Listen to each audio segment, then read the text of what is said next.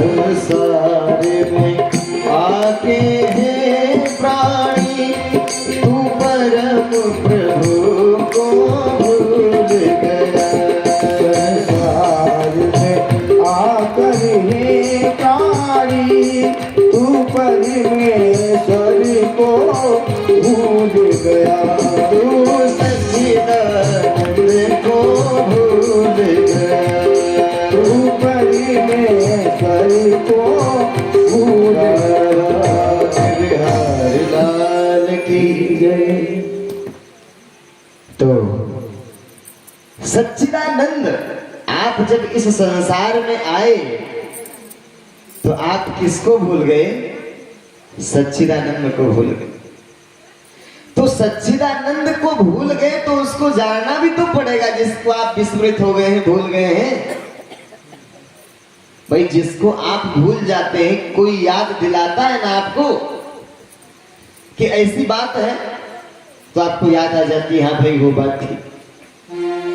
तो संसार में आप आकर उस सच्चिदानंद परमात्मा को भूल गए और संसार के माया महल में आप फंसे हुए। तो सच्चिदानंद रूपाय श्लोक, प्रथम श्लोक है, विश्वोत्पत्त्यादि है तबे, तापत्राय विनाशाय,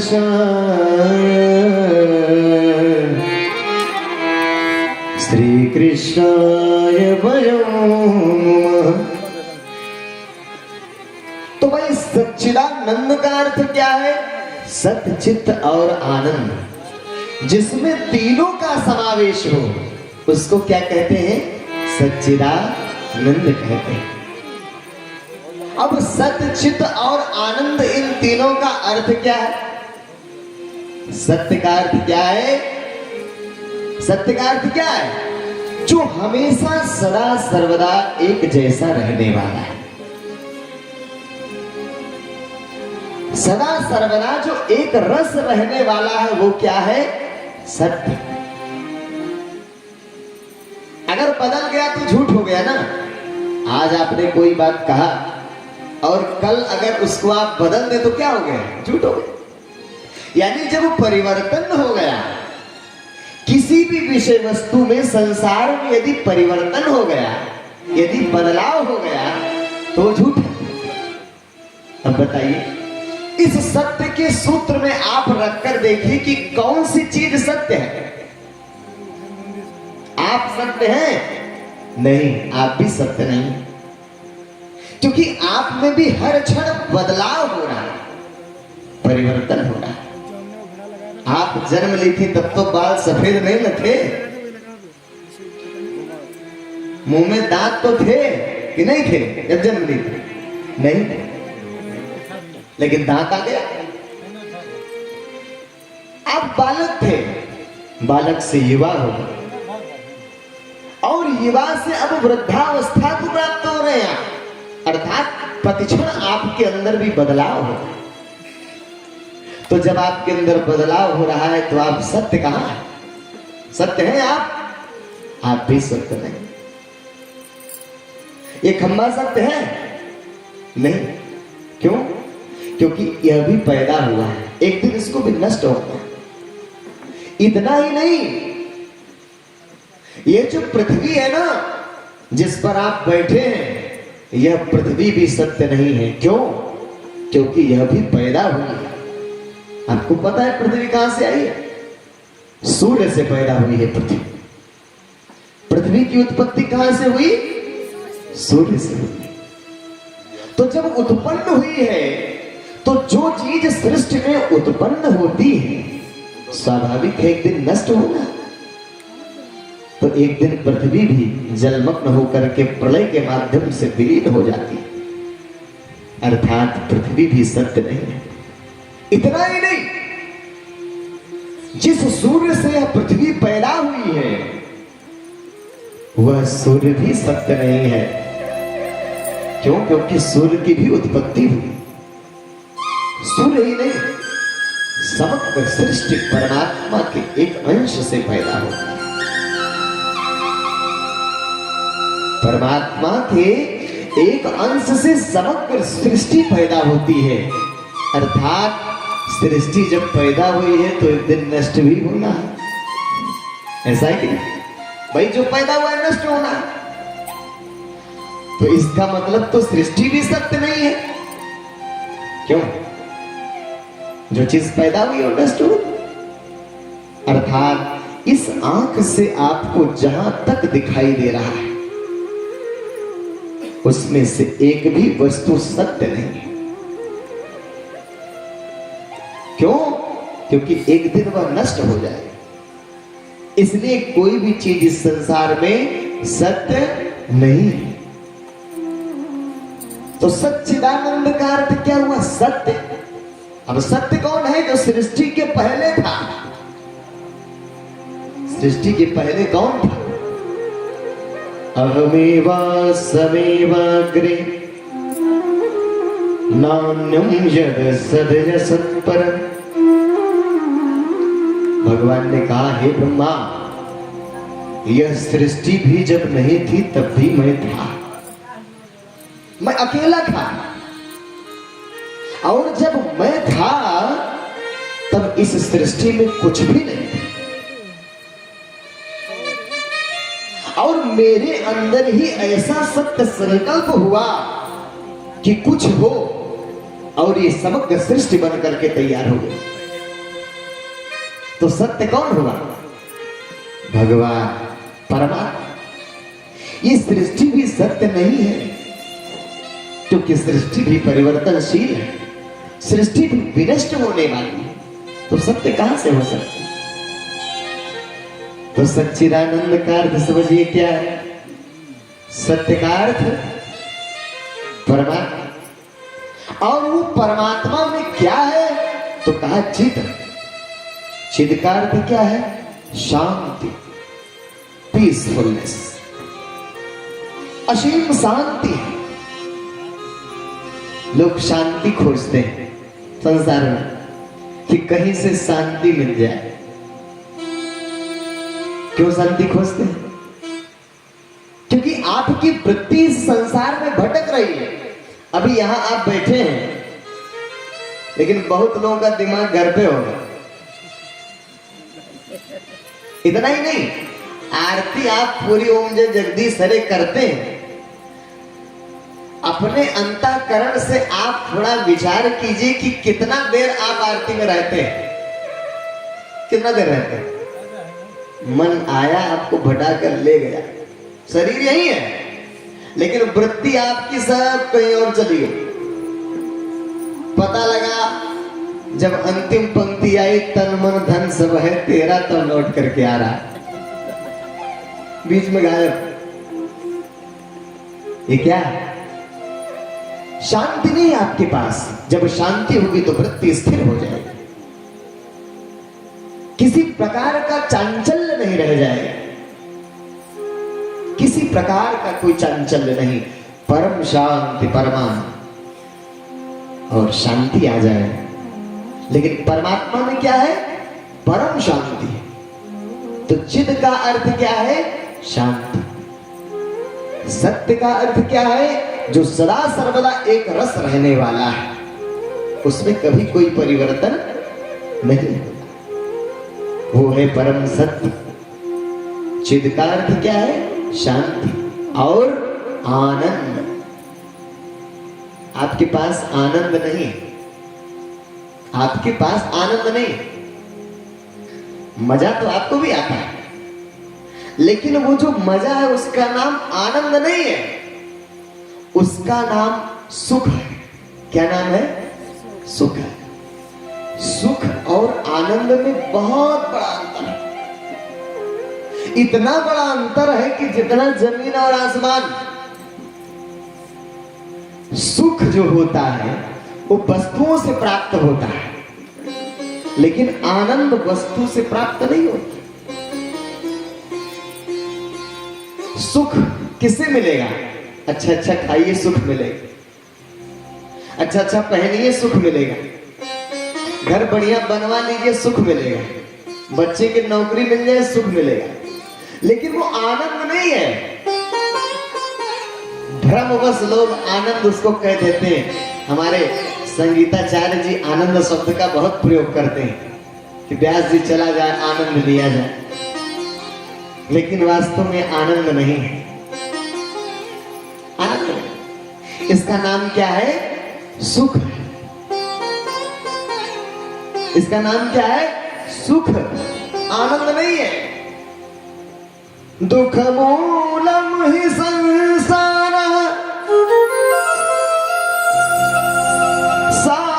सायस्यास्ति सा दुखितः तस्य त्यागः कृतो येन स सुखी न परक्वचित्। अरे किराना की दुकान पर अगर आप सोने का हार लेने जाओ तो थोड़े मिलेगा। क्यों नहीं मिलेगा? क्योंकि वो किराना की दुकान में वहां दाल चावल आटा सब्जी मिलेगा। तो जो चीज जहां है ही नहीं वहां मिलेगा कैसे? क्यों? तो ये संसार भगवान ने कहा दुखालय है। आलय माने घर और दुख माने दुख। तो संसार ही दुखालय है। देखिए, संसार में जब आप रहेंगे तो आपको दो चीज मिलेगी, या तो दुख, और दुख का उल्टा क्या है? सुख। सुख का उल्टा क्या है? दुख। दुख का उल्टा क्या है? सुख। लेकिन आनंद का उल्टा बताइए, किसी को नहीं पता। क्यों? क्योंकि शब्द ही नहीं है। आनंद का विलोम आज तक बना ही नहीं। पढ़ लीजिए, व्याकरण से पीएचडी कर डालिए, आनंद का विलोम नहीं मिलेगा। क्यों? क्योंकि आनंद इस संसार में नहीं है, और जहां आनंद है वहां दुख नहीं है। जहां आनंद है वहां दुख नहीं है। अभी आप सुख और दुख में जीवन यापन कर रहे हैं, और संसार दुखालय है, संसार में सुख नहीं। इसका बहुत अच्छा, संसार तो सुखालय हो गया, दुखालय हो गया, और शरीर क्या है? सुखालय है। आलय माने घर, और सुख माने सुख। सुख का घर है शरीर, और दुख का घर है संसार। बहुत व्यवहारिक रूप है, ध्यान से सुनिएगा। बच्चे पीछे बैठे हैं, ये लोग भी बड़े ध्यान से सुने समझे।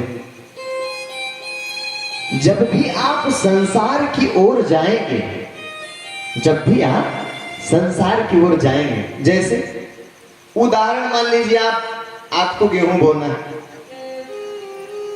तो आप खेत में जाएंगे,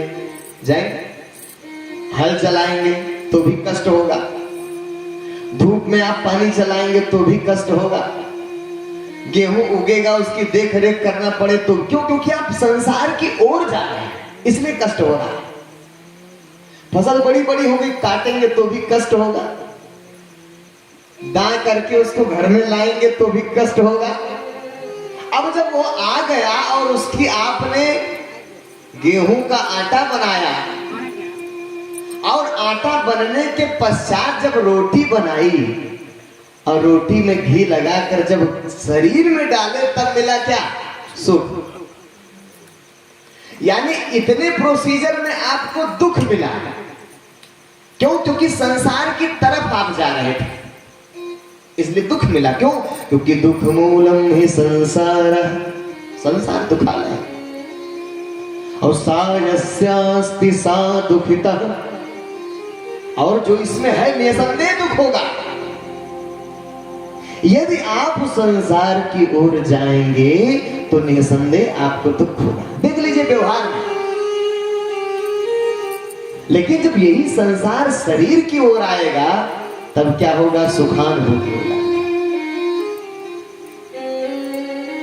दूध लाएंगे, मिठाई बनाएंगे तो कितना परेशानी होता है ना। लेकिन जब उसी मिठाई को शरीर में डालेंगे तो सुख मिलेगा। क्यों? क्योंकि शरीर सुखालय है, सुख का घर। संसार दुखालय है, दुख का घर। इसलिए जब भी संसार में आप जाएंगे तो दुख मिलेगा, लेकिन वही संसार शरीर की ओर आने लगे तो सुख मिलता है। ये सुख और दुख सारे संसार में भरा पड़ा है, लेकिन आनंद नहीं है इसमें। आनंद कहाँ है? आनंद है जो इसके अंदर बैठा है। आनंद कहाँ? आनंद कौन लेता है? जो इसके अंदर बैठा है वो आनंद लेता है। कौन बैठा है? कौन बैठा है इसके अंदर? ये मैं की आवाज आती कहां से। बड़ा सुंदर पद है, दो पद आप गाइए। ये मैं की आवाज आती कहां से। ये मैं की आवाज आती कहां से। ये मैं की आवाज आती कहां से। ये मैं की आवाज आती कहां से। कौन है वहाँ बाड़ी आती जहां से। कौन है वहाँ बाड़ी आती जहां से। कुछ तो बता गए, कुछ तो बता गए, तुझको पता है। बता तेरे मुख को कौन खोलता है। बता तेरे मुख को कौन खोलता है।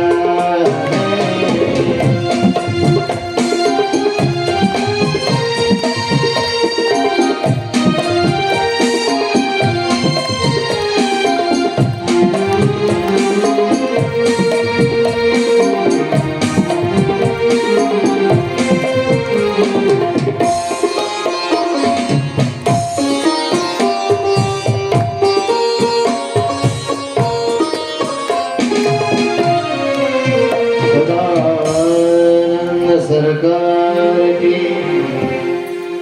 बहुत समय लग जाएगा, इसलिए पूरा भजन आपको नहीं सुनाएंगे, लेकिन थोड़ा सा देखिए आप। ये मैं की आवाज आती कहां से। अरे खोजिए ना। मुर्दा के पास भी मुंह होता है, कहाँ बोलता है? आपके पास भी मुंह है, आप बोल रहे हैं, तो इसका मतलब मुंह नहीं बोल रहा। यदि मुंह ही बोलता तो मुर्दा भी बोलता। इसका मतलब मुंह नहीं बोल रहा, ये कान नहीं सुन रहा है, क्योंकि मुर्दा के पास भी कान होता है, कहां सुनता। आंख उसके पास भी होती है, कहां देखता है। इसका मतलब क्या है? देखने वाला कोई और है, सुनने वाला कोई और है, बोलने वाला कोई और है, जो दिखाई नहीं दे रहा है। इसलिए कहा ये मैं की आवाज आती कहां से। ये मैं जो कर रहा है, ये कौन है भैया? कहां बैठा है शरीर में? कहां से आ रही आवाज? कभी देखे आप? नहीं देखे। इसको देखना ही ज्ञान है, शेष सब क्या है? अज्ञान है। यही से धर्म और ज्ञान का प्रारंभ होता है। यदि इसी को नहीं देखे जाने, तब तो आप समझ रहे हैं कि हम शरीर हैं। ये ना समझ रहे हैं आप कि ऊपर जो दिखाई दे रहा है यही तो हम हैं, लेकिन ऐसा नहीं। बोलने वाला कोई और है, मुंह तो एक माध्यम है। देखने वाला कोई और है, आंख तो एक माध्यम है। एक आदमी चश्मा के दुकान पर गया चश्मा खरीदने, और दुकानदार से कहा भैया बढ़िया चश्मा दिखा, पावरदार चश्मा दिखाओ हमको। तो दुकानदार ने कहा बैठिए दिखाते हैं। बैठ गया और सबसे पावर का चश्मा उसको बढ़िया लगा करके पहनाया उसकी आंख। कहा देखो, तो कर हमको तो कुछ दिखाई नहीं दे रहा, कैसा चश्मा दिए? दुकानदार ने कहा कैसे नहीं दिखाई दे रहा? चश्मा उतार कर रखा, दूसरा चश्मा उठाकर लगा दिया। कहा अब देखो, कहा अब भी नहीं दिखाई दे रहा, वो भी उतारा, तीसरा लगा दिया और पावर का चश्मा लगा दिया।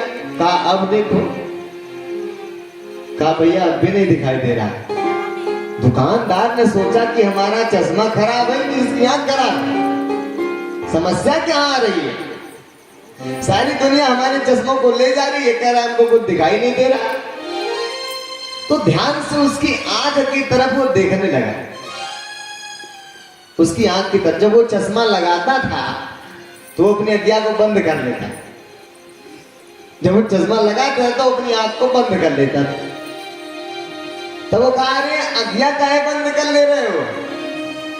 तो कहा ये बताओ, जब हमारी आंखें देखती थी तो तुम्हारा चश्मा किस काम का? जब हमारी आंखें सब कुछ देखेंगी तो ये चश्मा आपका किसी, चश्मे का पावर किस दिन काम आएगा भाई? तो देखता चश्मा नहीं है, देखती कौन है? आंख। ठीक उसी प्रकार माध्यम है चश्मा, देखने वाली तो आंख। उसी प्रकार मुंह एक माध्यम है, बोलने वाला जीव है। आंख माध्यम है, देखने वाला जीव है। कान माध्यम है, सुनने वाला जीव है।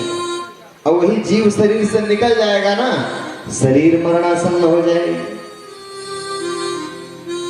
इसलिए ये मैं की आवाज आती कहां से? कहां से आ रही आवाज? कौन बैठा है वहां जहां से वाणी निकल रही है? आपको भी शोध करना चाहिए ना। हम वही हैं, अगर वही हम निकल जाएंगे ना, सारा संसार खत्म, चक्षण सारा संसार समाप्त हो जाएगा। इसलिए बहुत आवश्यक है उसको जानना। तो हम लोग कहां थे? अनुभूत संसार में क्या है? सुख और दुख है। लेकिन वो जो जीव बैठा है ना, वो आनंदालय है। वो क्या है? आनंदालय, आनंद का घर है। अभी आप शरीरमय है ना, इसलिए आपको सुख दुख मिल रहा है। अभी आप जीव स्तर में चले जाएंगे ना, तो दुनिया के लिए तो आप पागल हो जाएंगे, लेकिन अंदर ही अंदर आप मस्त रहेंगे। मस्तानों को कभी आप देखे होंगे तो देखे होंगे, वो मस्तान ऐसे गंदगी में बैठे रहेंगे, कपड़ा भी ठीक ठाक नहीं से, महिला को चीला कपड़ा पहने बैठे रहेंगे। क्यों? क्योंकि वो आनंद मस्त है। अभी आपको ही जीव की जानकारी हो जाए और आप उसमें स्थिति बना लें, तो यही बैठे रहेंगे, दुनिया आपको पागल घोषित कर देगी, लेकिन आप आनंद मस्त हो गए, संसार को भूल गए, यही बैठे। लेकिन आप उसको जानते नहीं। तो सुख हुआ, दुख हुआ, और तीसरा क्या है? आनंद। आनंद किस कहां है? जीव के पास। सुख कहां है? शरीर के पास। दुख कहां है? संसार में। और एक और अनुभूति है जिसको कहते हैं चिदानंदमय। चिदानंदमय यानी सबसे नीचे दुख, उसके बाद सुख, उसके बाद आनंद, उसके बाद चिदानंद। चिदानंद, चिद माने शांति और आनंद से भरपूर। यह स्थिति किसकी है? आत्मा की। जीव की स्थिति नहीं है, आत्मा की स्थिति है चिदानंद। और परमात्मा क्या है? सच्चिदानंद रूपाय। भगवान क्या है? सच्चिदानंद है। आत्मा क्या है? चिदानंद है। जीव क्या है? आनंद है। शरीर क्या है? सुख है। और संसार दुख है। बात समझ में आई आपको? तो जिसने इस श्लोक को लिखा, महात्म का प्रथम श्लोक, सच्चिदानंद रूपाय, मैं किसकी वंदना करता हूं? उस सच्चिदानंद परमात्मा की वंदना करता हूं, जो क्या है? विश्वोत्पत्त्यादि हेतवे, विश्व की उत्पत्ति के हेतु हैं। उन्हीं सच्चिदानंद से सारा सृष्टि उत्पन्न हुआ है। तापत्राय विनाशाय श्री कृष्णाय वयं नमः। ऐसे सच्चिदानंद घन परमात्मा भगवान श्री कृष्ण को मैं प्रणाम करता हूं। महात्म के प्रथम श्लोक में भगवान की वंदना की गई और दूसरे तीसरे श्लोक में सुखदेव जी और व्यास जी की वंदना की गई। यह कथा कहां की है? नैमिषारण्य एक तीर्थ है, जानते हैं आप लोग? नैमिषारण्य उत्तर प्रदेश में, जब सीतापुर डिस्ट्रिक्ट में पड़ेगा, लखीमपुर सीतापुर की, तो उस नैमिषारण्य के तीर्थ में सूत जी से शौनकादि ऋषियों ने प्रश्न किया। किसने प्रश्न किया? सूत जी से शौनकादि ऋषि। शौनकादि का अर्थ क्या है? एक ऋषि नहीं है, शौनक आदि है, अर्थात शौनक जी के साथ बहुत से ऋषि महर्षि हैं, इसलिए उनको शौनकादि कह दिया गया। जैसे ब्रह्मा जी के 4 पुत्र हैं, चारों का नाम है सनक, सनंदन, सनातन और सनत कुमार। तो बड़े का नाम है सनक। तो अब चारों का नाम न लेकर के हम कह देते हैं सनकादि, मतलब सनक आदि, आदि माने चारों। तो उसी प्रकार सनकादि मतलब जैसे 4 सनक, सनंदन, सनातन, सनत कुमार, चारों को एक शब्द में कहना हो तो हम कह देते हैं सनकादि। ठीक उसी प्रकार शौनक आदि ऋषि महर्षियों का जब संबोधन उद्बोधन करना होता है तो हम कह देते हैं शौनकादि। तो शौनकादि ऋषियों ने सूत जी से प्रश्न किया। क्या प्रश्न किया? अच्छा, सूत जी हैं कौन? सूत जी के पिता का नाम था रोमहर्षण सूत और इन्हीं के पुत्र थे उग्रश्रवा। तो उग्रश्रवा सूत से प्रश्न किया। किसने? शौनकादि ऋषियों ने। भक्ति ज्ञान विरागाप्तो विवेको वर्धते महान, माया मोह निराशश्च वैष्णवे क्रियते कथम्।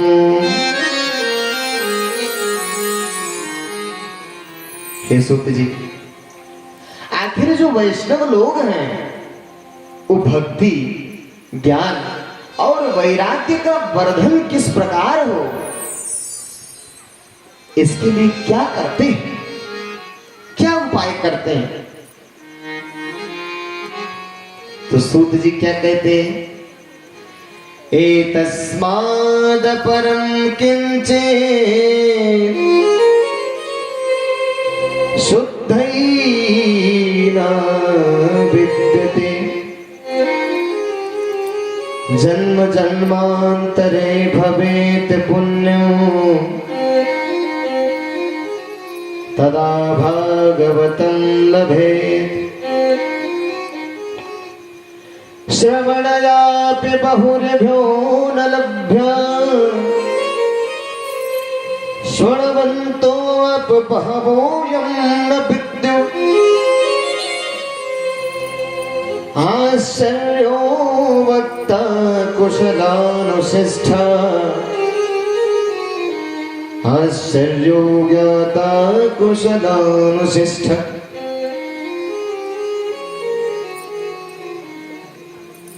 है ऋषियों, जब जन्म जन्मांतर के पुण्यों का उदय होता है